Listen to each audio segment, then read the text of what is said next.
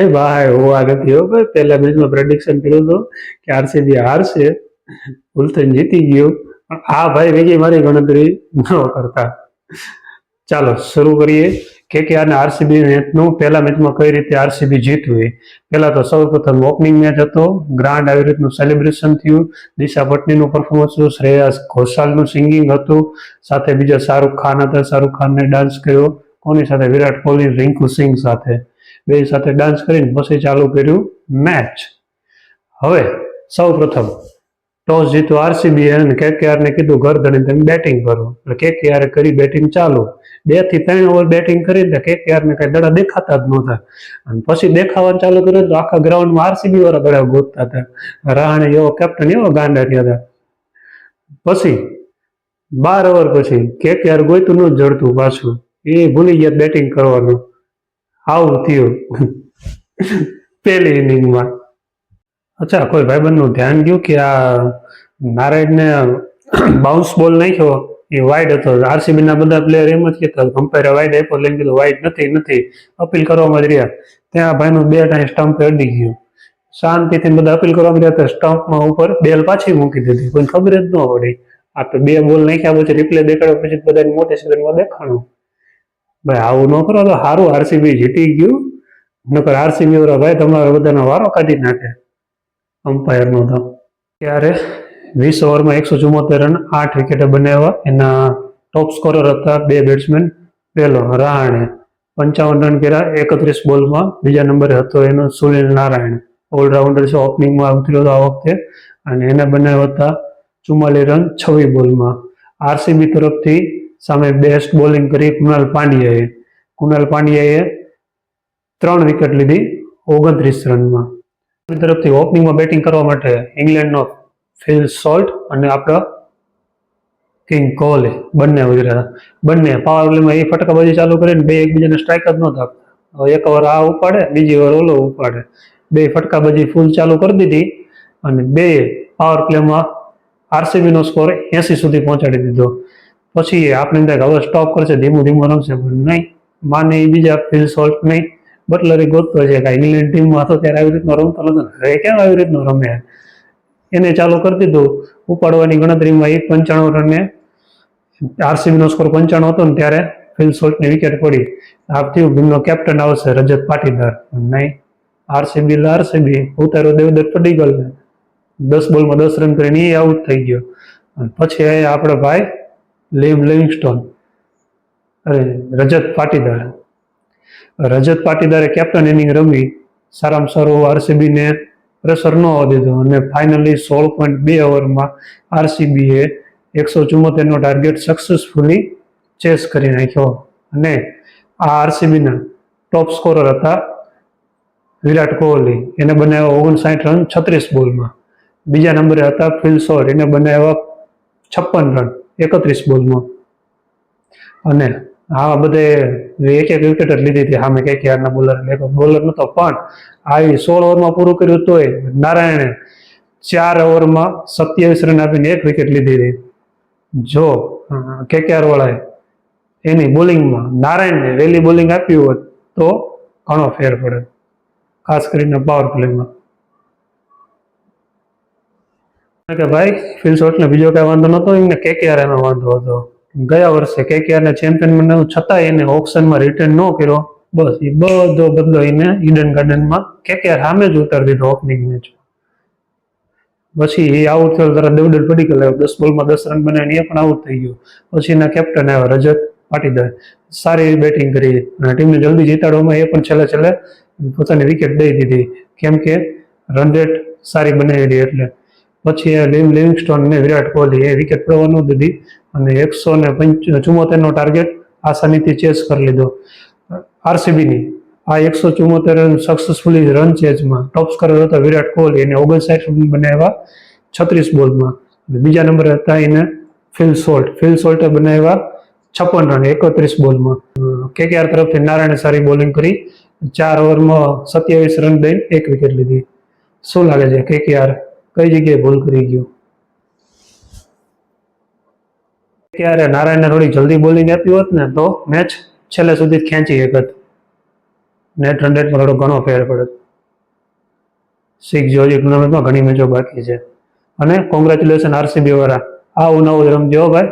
વાયેલા બધા બેટ્સમેનનો વારો ન થાય, કોઈ ખોટું ન લગાડતા. નેક્સ્ટ મેચમાં બધાનો વારો આપી દઈશું.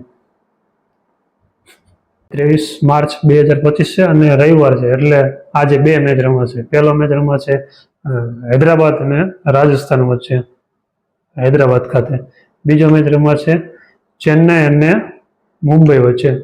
સૌ પ્રથમ વાત કરીએ પહેલા મેચની, હૈદરાબાદ અને રાજસ્થાન વચ્ચે. બેની પ્લેઇંગ 11 જણાવી દો, પછી તમને ખ્યાલ આવશે કઈ ટીમ વધારે મજબૂત છે, એના વિશે આપણે ચર્ચા કરીએ. શરૂઆતમાં વાત કરું હૈદરાબાદની, તો પહેલા નંબર આવશે હેડ અને અભિષેક, બે ઓપનિંગમાં આવશે. ત્રીજા નંબરે ઈશાન કિશન, પછી હેનરી ક્લાસન, નીતિશ કુમાર રેડ્ડી, પછી એકાદ પ્લેયરમાં આવશે કે ઉનટ કરતા અભિનવ મનોહરમાંથી એક આવશે. પેટ કમિન્સ એનું કેપ્ટન, એડમ ચંપા, રાહુલ ચહર, હર્ષલ પટેલ અને મોહમ્મદ શામી. આ છે હૈદરાબાદની 11. હા સુધી તો ભલાનો કોઈનો વારો બતાવવા દે મારી, કોઈ એક ટકી ગયો તો મેચ પૂરો કરી નાખે એવા છે. અને એ પાછો હૈદરાબાદનો ગ્રાઉન્ડ આવ્યું બનવાનું ને રાજસ્થાન વાળાનું. હવે રાજસ્થાનનું જાણી લઈએ. યશસ્વી જયસ્વાલ, એનો કેપ્ટન સંજુ સેમસંગ ઇન્જર્ડ છે, એટલે પેલી 3 મેચની રિયાન પરાગનું કેપ્ટનશીપ કરશે. એટલે પહેલા નંબરે યશસ્વી જયસ્વાલ, એની સાથે નો ઓપનિંગ પાર્ટનર આવશે. ગઈ વખતે જોસ બટલર હતો, આ વખતે કાઢી નીકળી ગયો છે એટલે નથી. પછી આવશે ત્રીજા નંબરે નીતિશ રાણા, ચોથા નંબરે રિયાન પરાગ, 5મા નંબરે હેટમાર, 6ઠા નંબરે ધ્રુવ જુરેલ, 7મા નંબરે ખબર હજી નથી કયો ખેલાડી રમી શકે, મહેશ તીક્ષ્ણા 8મા નંબરે, 9મા નંબરે તુષાર દેશપાંડે, 10મા નંબરે સંદીપ શર્મા અને 11મા નંબરે જોફ્રા આર્ચર. હવે રાજસ્થાન વાળા, જ્યાં સુધી સંજુ સેમસંગ પાછો નથી આવતો ત્યાં સુધી કા વૈભવ સૂર્યવંશી 13 વર્ષનો છોકરો છે ને, એને ઓપનિંગ કરાવીને એક રેકોર્ડ બનાવી શકે છે. અને એક હજી બેટ્સમેન કે બોલર બાકી રહે છે ને, એમાં ઓલરાઉન્ડર આકાશ મઢવાલને, મુંબઈનો પ્લેયર હતો ને બોલર, એને પણ રમાડી શકે છે. લાગતું નથી આમાં ભલામણ રાજસ્થાન જીતે એવું. શું લાગે છે તમને, કઈ ટીમ જીતશે? કોમેન્ટમાં જણાવજો. આઈપીએલના ફેન જે મેચની સૌથી વધારે રાહ જોઈને બેઠા હોય ને, એ મેચ એટલે ચેન્નાઈ ને મુંબઈનો મેચ. આ મેચ હોય ને એટલે બધા બધું કામ ધંધો પડતો મૂકી મેચ જોવા બેસી જાય કે કઈ ટીમ જીતશે, ધોની કઈ રીતનું રમશે, રોહિત શર્મા કઈ રીતનું રમશે, એ જોવા માટે તે. એટલે જ આ મેચને નામ આપ્યું છે એલ ક્લાસિકો. એલ ક્લાસિકો એટલે આના જેવું અજોડ કોઈ નહીં, એવો જ મેચ. એટલે સીએસકે એમઆઈનો મેચ. ચાલો જાણી લઈએ સીએસકે અને એમઆઈની પ્લેઇંગ 11 સંભવિત શું હોઈ શકે.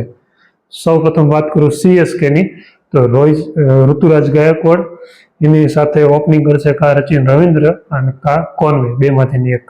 ત્રીજા નંબરે આવશે કા ત્રિપાઠી કા દીપક હુડા, આ બંનેમાંથી કોઈ શકે. ચોથા નંબરે વિજય શંકર, 5મા નંબરે શિવમ દુબે, 6ઠા નંબરે સેમ કરન, 7મા નંબરે મહેન્દ્ર બાહુબલી ધોની, 8મા નંબરે રવિન્દ્ર જાડેજા, 9મા નંબરે આર અશ્વિન, 10મા નંબરે નૂર અહેમદ અને 11મા નંબરે પથિરાના.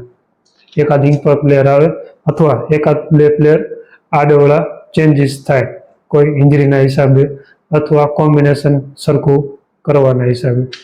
હવે પછી વાત કરું મુંબઈ ઇન્ડિયન્સની. હાર્દિક પંડ્યા સ્લો રેટના લીધે છેલ્લી આઈપીએલના છેલ્લા મેચમાં બેન થઈ ગયો હતો, એટલે એક મેચનો સસ્પેન્સ છે. એટલે આ મેચમાં કેપ્ટનશીપ કરશે સૂર્યકુમાર યાદવ. એમાંની આપણે પ્લેઇંગ 11 જાણી લઈએ.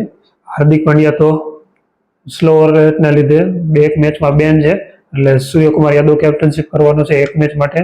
સૌ પ્રથમ રોહિત શર્મા ઓપનિંગમાં ઉતરશે, એની સાથે વિલ જેક્સ આરસીબીનો પ્લેયર હતો, એ ઓપનિંગ કરશે.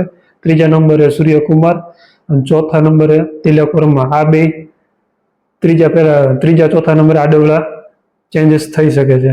5મા નંબરે નંબરદીર, 6ઠા નંબરે વિકેલ્ટન, સાઉથ આફ્રિકાનો પ્લેયર છે, એ પણ ઉતરી શકે છે. એક કરણ શર્મા 7મા નંબરે, 8મા નંબરે મિચેલ સેન્ટર, 9મા નંબરે રાજ બાવા, જ્યાં સુધી હાર્દિક પંડ્યા ન હોય ત્યાં સુધી નમન બાવા હશે. 10મા નંબરે ટ્રેન્ટ બોલ્ટ, 11મા નંબરે દીપક ચાહર.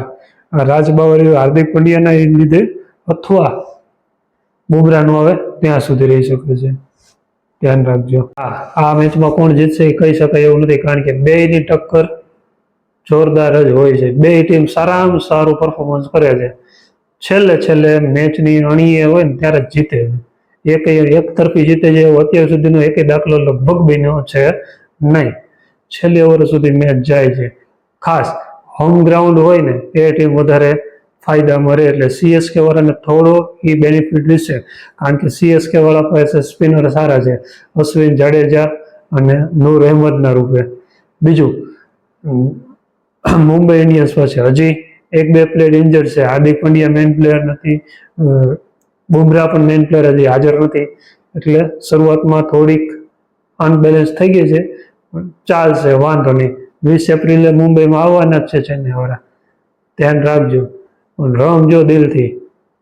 કેવો લાગ્યો આજના મેચનો એનાલિસ્ટનો વિડીયો? ખાસ લાઇક, શેર અને સબસ્ક્રાઇબ કરવાનું ભૂલતા નહીં.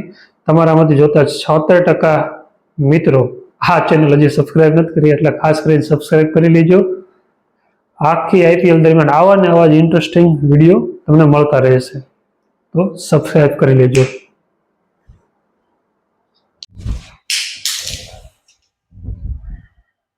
માઇકે ભરવા માંડ્યું. કીધું તને મેં આરસીબી નહીં જીતે. જીતી ગયું ભાઈ, મેચ છે, હાઈલાઇટ કયો ઉપાધિ ન કરો. ચાલો જાણીએ કઈ રીતનું આરસીબી આખો જીતી ગયો એ.